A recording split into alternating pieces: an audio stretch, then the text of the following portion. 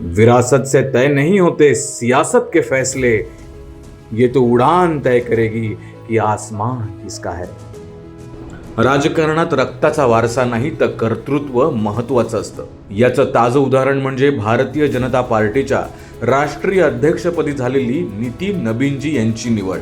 वडील आदरणीय नवीन किशोरजी यांच्याकडून विचारांचा वारसा लाभूनही नितीनजींनी वारसदार म्हणून नव्हे तर एक सर्वसामान्य कार्यकर्ता म्हणून प्रवास सुरू केला.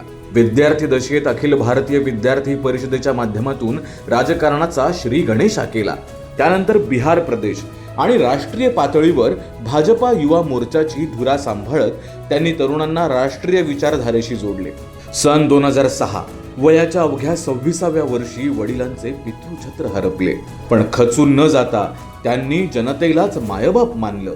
त्यांच्या सेवेसाठी स्वतःचं आयुष्य समर्पित केलं. संघर्षाच्या धगीतून 52 कशी सोनं सिद्ध झालं. बिहारच्या बांकीपूर मधून सलग 5 वेळा आमदार, मंत्री म्हणून विकास कामांचा डोंगर उभारला आणि छत्तीसगडमध्ये संघटनात्मक विजयाचा पाया रचत त्यांनी स्वतःला सिद्ध केलं. आणि म्हणूनच पक्षाने राष्ट्रीय अध्यक्षपदाची धुरा त्यांच्यावर सोपवली आहे. वो कहते हैं ना, अब राजा का बेटा राजा नहीं बनेगा, राजा वही बनेगा जो हकदार होगा.